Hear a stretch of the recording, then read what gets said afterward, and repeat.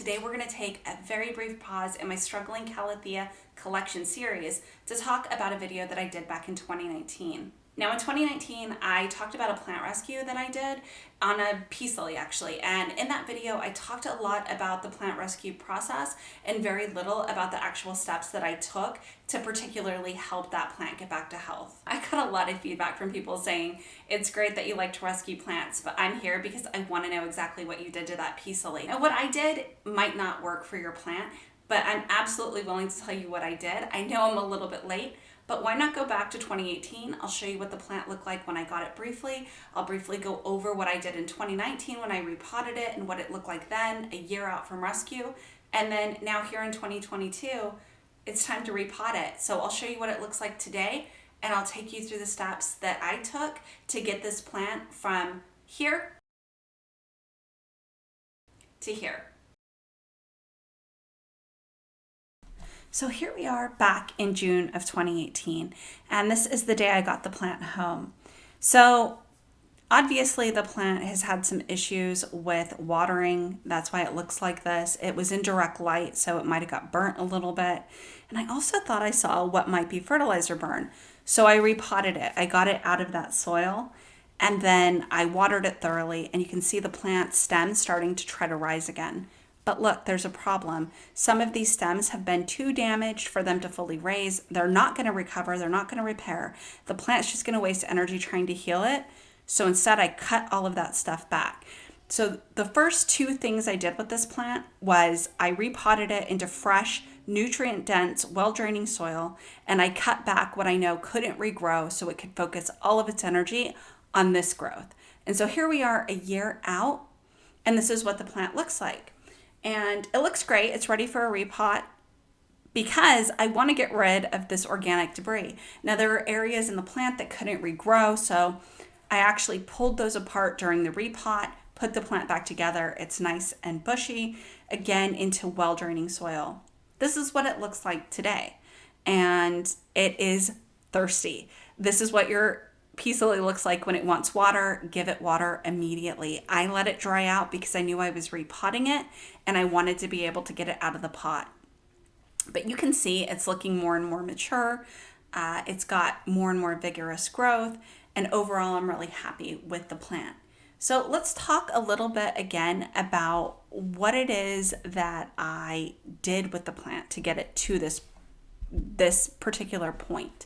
So the type of soil that I used to make my own soil when I originally repotted that. I don't anymore, but I did amend the soil with a fertilizer I knew was really, really just a gentle, natural fertilizer, which are worm castings, and perlite to give it that well-draining soil. And then I started watering it with distilled water. And I recommend that because when I went to tap water, and this could just be my area, the plant did start to have black tips and it started to crisp up a little bit. And I thought, yeah, I've got another plant that needs distilled water. And by that time I had bought a water distiller.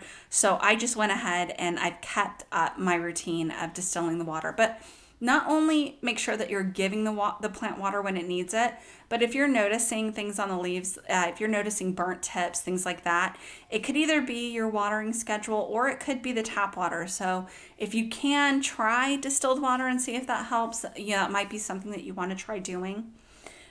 Once you do start to see that regrowth though, right, once the plant is on its way to healing, leave it alone. That's what I did. I left this plant alone.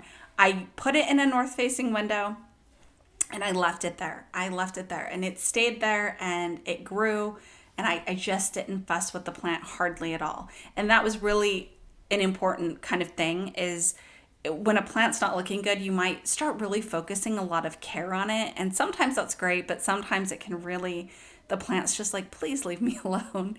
And I got that feeling from this plant that it just needed time to heal. So I left it in that north-facing window and it did really well there. However, come 2020, I'm looking at the plant, it's regrown more and more, and I'm thinking it looks pretty good. So I actually thought, the roots have recovered enough, it's got enough new growth for me to see that. I'm going to start a fertilizing schedule with it. And so I did start fertilizing it with a fish-based fertilizer every other month during the growing season in 2020. So for me, That's usually anywhere from mid-March to early October. We have a pretty long growing season here. You'll see a lot of these seasonal harvests in my area that go through that time period, with last harvest sometimes occurring in October or even early November. So I try to follow that schedule. That tends to be even what my indoor plants, they tend to operate on. I really don't recommend fertilizing outside of the growing season, and just I have a light hand with fertilizer. I don't want to burn the plant. I don't want it to get over fertilized. I really want to kind of have a little bit of balance there.